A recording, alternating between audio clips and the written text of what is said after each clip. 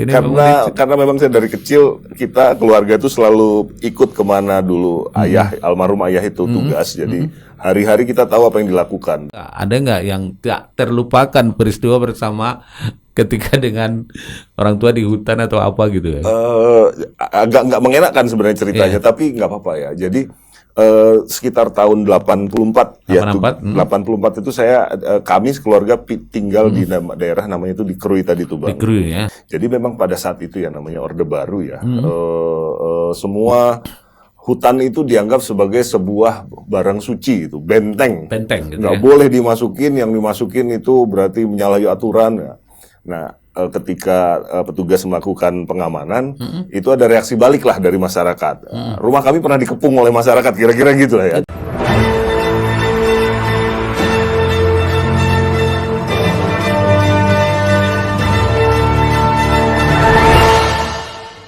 Assalamualaikum warahmatullahi wabarakatuh.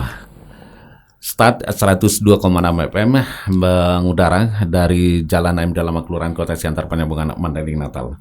Sahabat di Start FM dimanapun Anda, kembali kita berjumpa di program Talk Show di Ruang Paslah Cerdas dan Inspiratif. Untuk edisi kali ini narasumber kita sudah berada di Studio 3. Sahabat di Start FM, hutan sebagai bagian dari sumber daya alam dengan segala peluang dan potensinya, tidak luput dari dinamika posisi geopolitik penting dan strategis ya. Baik dalam konteks perwujudan kepentingan nasional NKRI maupun dalam memenangi kontestasi kompetisi global.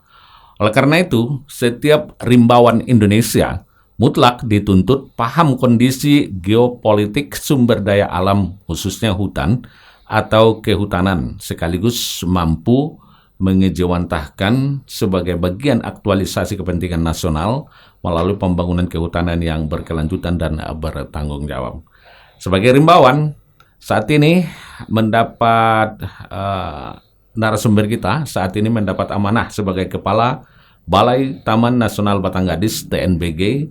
Tentunya banyak tantangan yang harus dihadapi untuk menjaga kelestarian Taman Nasional yang begitu luas, mulai dari masalah perambahan hutan atau disebut dengan illegal logging di kawasan TNBG itu sendiri, pertambangan emas ilegal lagi, hingga konflik manusia dengan binatang buas yang dilindungi oleh di kawasan TNBG ini. Sebaliknya, dari sisi ekonomi, TNBG juga menyimpan banyak potensi untuk digarap demi meningkatkan kesejahteraan masyarakat di sekitarnya. Bahkan Bupati Mandailing Natal HM Jakpar Suheri Nasution belum lama ini menyebutkan potensi TNBG luar biasa, sehingga bagaimana pemerintah berupaya melakukan terobosan agar Madinah dapat menikmati potensi TNBG itu. Suheri ingin udara yang bagus berasal dari Madinah, karena keberadaan TNBG menurutnya udara bisa dijual yang disebut dengan trading karbon gitu. Namun sebelum kita masuk pada permasalahan itu, sebelum kita ulik lebih jauh, ada beberapa hal yang mungkin ingin diketahui para sahabat pendengar. Kita coba sapa narasumber kita dulu nih. Assalamualaikum Pak Teguh Setiawan. Waalaikumsalam warahmatullahi wabarakatuh. Edisi kali ini sahabat di Start FM kita mengangkat tema Teguh Setiawan, Rimbawan Penjaga Kelestarian Hutan. Selamat datang nih Pak Teguh di Ruang Paslah. Terima kasih Bang Paslah, luar biasa ini pagi ini. Ini ya. Dari ruang ini kita akan informasikan tentang hutan gitu. Baik Bang, luar biasa. Ini tema kita di kondisi saat ini sepertinya bagaimana gitu kan, karena memang di tahun politik orang kan lagi di topik siapa capres siapa cawapres gitu. Liku-liku itu sudah terjawab. Nah kita bicara hutan dulu gitu kan. Sekarang siapa capres dan cawapres yang peduli hutan? Ya gitu. itu penting tuh Bang, itu penting juga itu penting. Peduli hutan ya. Baik. Nah saya mau bertanya dulu, Pak, sebelum kita ulik yang itu. Kita memang di sini ruang Paslah ini cerdas dan inspiratif gitu ya. Artinya dari perjalanan seseorang itu mudah-mudahan dapat menginspirasi banyak orang gitu. Nah perjalanannya waktu masa kecilnya di mana sih ini, Pak? Tahu-tahu udah Madinah gitu ya. Iya, saya menghabiskan masa kecil itu dari lahir sampai dengan SMA itu di Lampung, Bang. Lampung. Berarti di hutan juga enggak? Enggak, di Bandar Lampung. Bandar Lampung ya, berarti Bandar kota Lampung ya. Di kota bumi Bandar Lampung sampai dengan SMA. Kebetulan mungkin memang sudah keturunan ya. Bapak saya Polhut juga gitu, Bang, di Dinas Kehutanan. Polhut ya, Iya, Dinas Provinsi Kehutanan. Lampung sampai dengan pensiunnya itu di Kabupaten Tanggamus lah, salah satu kabupaten di Provinsi Lampung. Berarti dari kecil udah akrab dengan hutan ini ya. Insya Allah, Bang, saya kelas 4 SD itu pernah tinggal di daerah namanya di Krui. Di Krui. Ini di daerah mana? Masih di Lampung, Ya. tapi dia di pinggir Samudra Indonesia lah, perbatasan dengan Bengkulu kira-kira lokasinya sekarang. Dan itu banyak tahun 80-an masih banyak harimau lah sekitaran situ ya. Harimau Sumatera. Harimau Sumatera. Kalau kita nyebrang itu masih banyak lah harimau. Masih kita bisa beri salam ya. Kalau di Madinah ini Iya. ompong lewat dulu. Iya. Kita manggil ompong, itu harimau gitu. Kurang lebih kita sama lah. Kalau di Lampung itu manggilnya datu ya. Datu ya. Opung ya sama dengan datu ya. Kalau di sini ompong permisi. Ya, itu kearifan lokal itu sebenarnya. Nah, sebenarnya ini untuk menjadi rimbawan ini emang karena pengaruh keluarga tadi ya. Iya. Kemudian ini dicita-citakan, biasanya kan cita-cita orang tuh ya polisi, ya ini insinyur atau apa gitu. Ini karena memang saya dari kecil kita keluarga itu selalu ikut kemana dulu almarhum ayah itu tugas. Jadi hari-hari kita tahu apa yang dilakukan, bagaimana dia. Kalau Polhut dulu tuh, Bang, bawa senjata yang Mauser, nama senjatanya itu besar. Bayang langsung, gagah sekali ini ya. Saya pengen jadi kayak gitu lah. Kira-kira begitu ya, ada bayang kecil. Terinspirasinya begitu ya? Terinspirasi dari almarhum ayah sebenarnya. Almarhum ayah karena lihat bagaimana dengan seragamnya, ketegasan menghadapi perambah yang gitu-gitulah kira-kira gitu ya. Zaman dulu lah namanya ya, Orde Baru ya. Biasanya polisi ketemunya dengan manusia, ini hutan gitu. Jadi sedikit banyak menginspirasi saya lah waktu itu. Oke, tadi sudah diceritakan memang Anda lahir di Bandar Lampung ya. Apakah ada pengalaman menarik dan paling berkesan pada masa kecil Anda yang berkaitan dengan hutan misalnya? Ada nggak kira-kira dengan orang tua begitu gagah dan begitu, pernah nggak? Ada nggak yang tak terlupakan peristiwa bersama ketika dengan orang tua di hutan atau apa gitu ya? Agak nggak mengenakan sebenarnya ceritanya, tapi nggak apa-apa ya. Jadi sekitar tahun 84 ya. 84 itu kami sekeluarga tinggal di daerah namanya itu di Krui tadi tuh, Bang. Di Krui ya. Ya, di Krui, tugas Bapak itu kebetulan di situ ya, di Krui. Jadi memang pada saat itu ya namanya Orde Baru ya. Semua hutan itu dianggap sebagai sebuah barang suci itu, benteng gitu. Nggak boleh dimasukin, yang dimasukin itu berarti menyalahi aturan ya. Nah, ketika petugas melakukan pengamanan, itu ada reaksi balik lah dari masyarakat. Rumah kami pernah dikepung oleh masyarakat, kira-kira gitu lah ya. Tapi saya di situ melihat almarhum ayah saya itu tenang justru. Tenang dan teguh gitu. Tenang dan tetap pada pendiriannya bahwa yang kita lakukan adalah sesuai aturan, jangan takut. Ini adalah resiko dari pekerjaan papa ya, saya manggil papa. Jadi kalian harus tahu ini pekerjaan. Di situ bukannya saya merasa takut, malah wah keren ini, saya harus jadi seperti ini nih, kira-kira gitulah ya. Ini dikepung persoalannya karena apa? Karena ada gangguan terhadap karena kebetulan ayah saya lagi operasi di suatu lokasi yang banyak illegal loggingnya. Nah, masyarakatnya melakukan perlawanan, masuk ke kota nyari bapak saya lah, kira-kira gitu. Ketemu rumahnya, jadi dikepung lah rumah saya gitu itu. Tapi untung hanya berlangsung sebentar, masyarakat situ juga udah bisa bantu. Tapi itu menanamkan apa ya? Ada memori yang mengenakan, tapi juga justru membanggakan gitu. Wah, berarti ini sesuatu yang harus saya tiru nih, kira-kira gitu. Tapi dulu kan itu zaman Orde Baru ya, Bang ya. Orde Baru ya. Kalau sekarang kan nggak bisa seperti itu lagi ya. Pendekatannya nggak boleh represif lagi kan. Sekarang ada persuasifnya gitu kan. Humanis gitu ya. Humanis harus selalu begitu. Tapi ini adalah perkembangan zaman. Tapi sejarah itu yang membuat saya bercita-cita. Saya harus bisa seperti ini gitu, mengamankan hutan dengan segala risikonya gitu ya. Itu yang membekas di saya. Membekas sekali ya. Membekas sekali, Bang. Ada pesan orang tua? Pada saat kejadian itu dia menenangkan kami, kami bertiga dengan ibu, udah kalian tenang saja. Papa nggak akan kemana-mana. Bapak akan hadapi dulu masyarakat. Kalian jangan panik. Nah, kira-kira gitu. Di situ saya melihat sosok, wah ini dia nggak panik, dia nggak seperti apa marah bagaimana, tapi dia menghadapi masyarakat. Ya ini yang ditugaskan oleh negara kepada saya untuk pemberantasan illegal logging. Nah, gitu. Itu yang membuat saya, wah saya harus bener nih jadi kayak gini nih. Kira-kira gitulah Bang. Gitu ya. Ini tahun 80. Saya kelas 4 SD itu berarti 84 85 lah. 85 gitu. ya. Iya. Memang hutannya masih waktu itu masih bagus di Lampung ya, itu ya. Perawan ya. Iya, gitu ya. iya. Oke Pak Teguh, ini dia melihat riwayat pendidikan seperti gelar sarjana kehutanan misalnya. Ini tentu dari Universitas Udayana Mukti Bandung ya. Iya. Dan masternya dari mana nih? University. Itu pesantrennya dulu Bang. Pesantren. Nama pesantrennya itu University of Queensland Bang. Queensland ya. Ya di Brisbane di Australia. Ya, di kebetulan Brisbane. 2002 saya dapat beasiswa dari Australian Development Scholarship, dipercaya LPDP ya. Jadi ADS Bang, bukan LPDP ya. Jadi ADS, ini beasiswanya dari pemerintah Australia, bukan dari pemerintah Indonesia. Dari sekian banyak penerima dan saya memilih untuk di University of Queensland karena alasannya kalau kehutanan itu kan nyambung dengan iklim ya. Natural alam ya.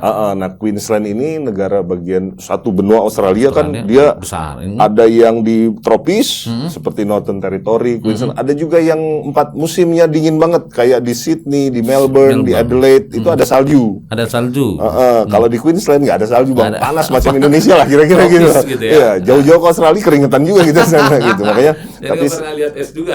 Nggak pernah lihat es juga karena jauh tropik dia, tropical. Jadi karena kaitannya dengan cuaca, jadi saya memilih salah satunya di sana gitu Bang. Oke, Ibu apa pesannya biasanya? Kalau untuk ibu ya, namanya ibu ya natural ya. Kamu jangan terlalu asik kerja dan sekolah. Mama pengen punya cucu cepat. Saya bilang gitu.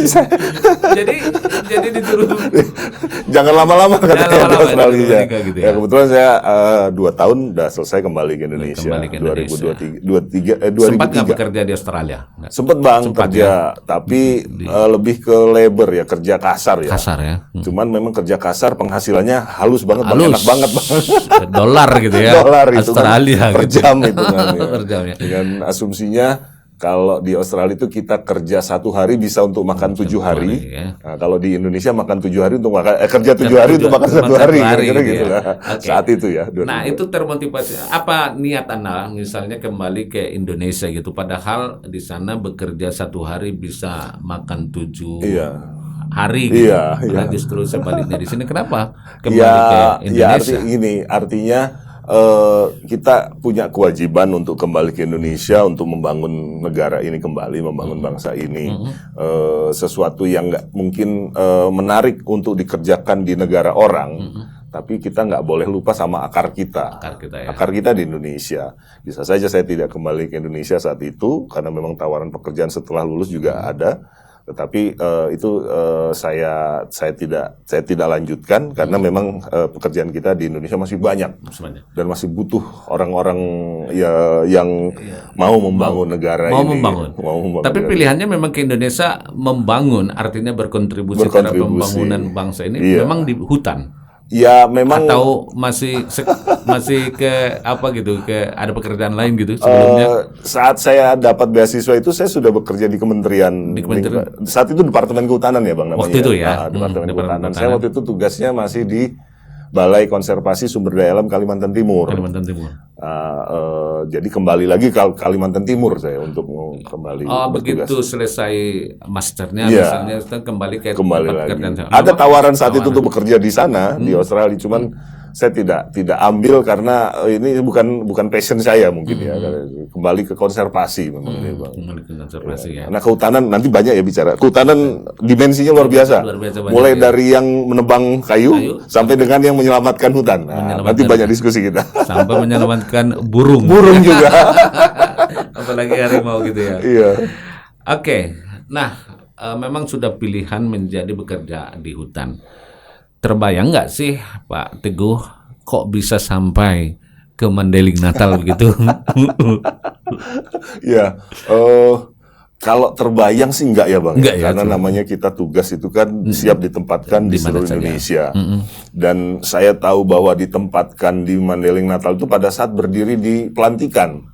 Pelantikan Anda ditugaskan sebagai Belum tahu. kepala pelantikan kepala TNBG misalnya. Setelah selesai pelantikan, Baru ketika dibacakan SK-nya. Di mana ini Mandailing Natal gitu? Kalau Mandailing Natal saya tahu, udah Bang, tahu karena ya? saya 2008 sampai 2011 tugas di Medan. Oh, di Medan ya. 2018 sampai 2021 saya tugas di Medan di BKSDA Sumatera Utara. Saya tahu Mandailing Natal beberapa kali lintas ke sini, tapi saya tahu bahwa saya ditempatkan di Taman Nasional Batangadis ini pada saat dibacakan SK.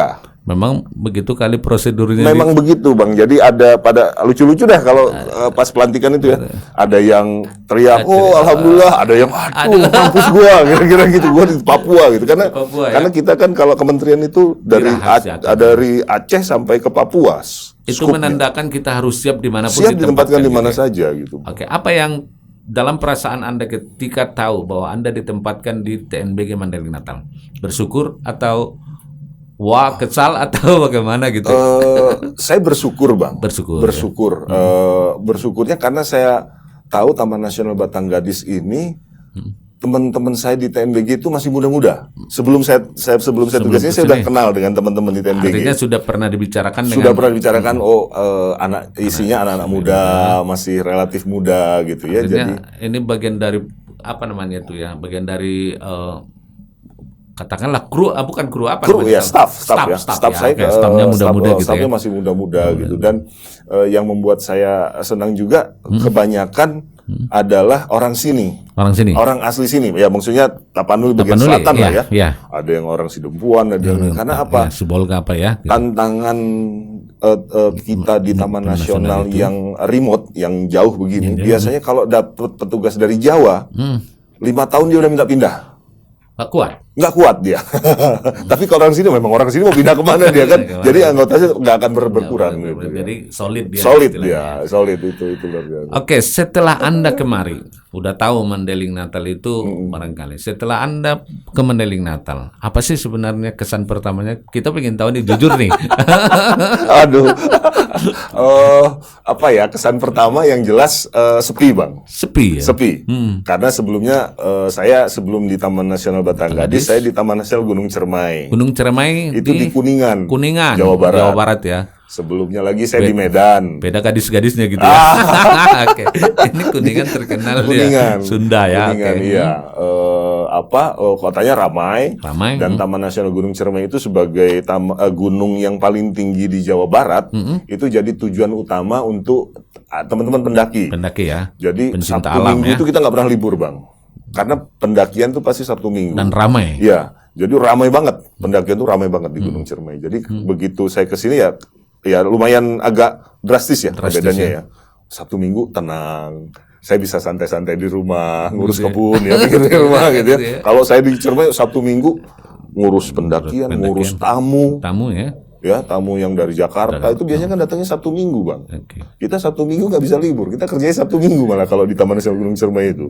Tapi kan nggak begitu lama beradaptasinya gitu ya? Oh enggak. Saya sebagai anak kampung Bang. Saya anak kampung, lahirnya juga di sana di Bandar Lampung sana gitu ya. Anak kampung udah biasa. Berarti, di tempat sepi ini nggak sesuatu yang cuman seminggu 2 minggu aja ketika ini saya kalau mau beli ini kemana ya? Waduh nggak ada Pak, harus ke Padang atau ke Medan. Oh berarti harus saya sesuaikan lah kira-kira. Sama gitu. Pak Bobile ditanya.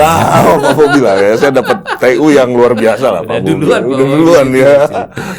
Oke, itu dari tadi melihat kondisi secara geografisnya gitu jauh kemudian apanya. Tapi bagaimana Anda misalnya bercerita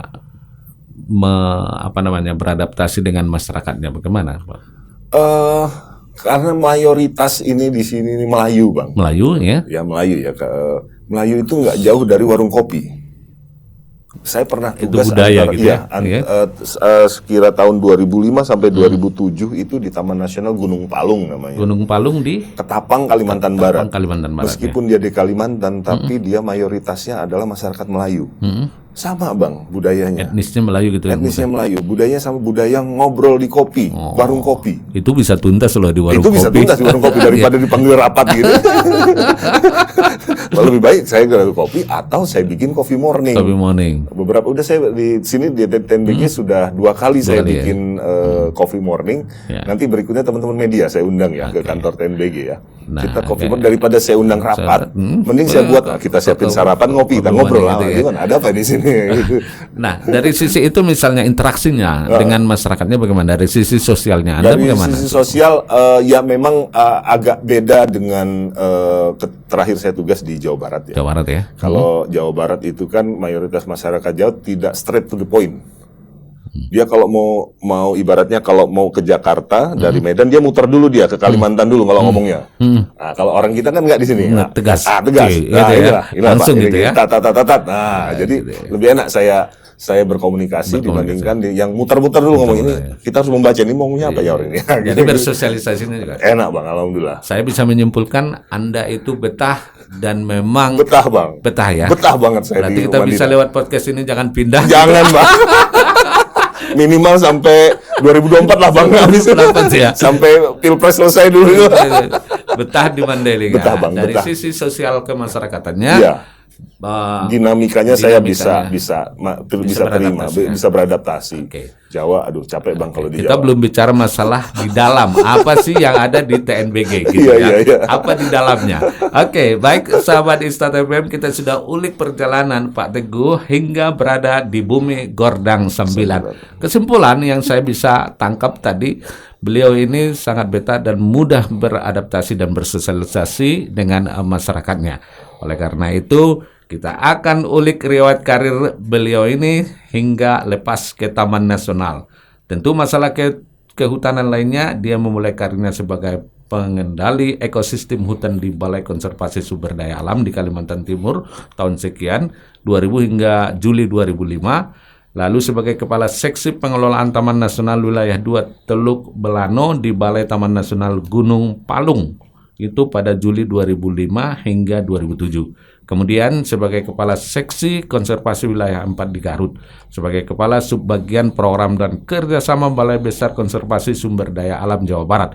Ini sebagai Kepala Bagian Tata Usaha Balai Besar Konservasi Sumber Daya Alam Sumatera Utara, sebagai Kepala Taman Nasional Gunung Ceremai tadi sudah bercerita, dan terakhir sebagai Kepala Balai TNBG. Yang terakhir nih yang perlu diulik karena kita berdomisili di Taman Nasional Batangan. Nantikan sesaat lagi usai pariwara berikut ini. This music on the Paradise Island.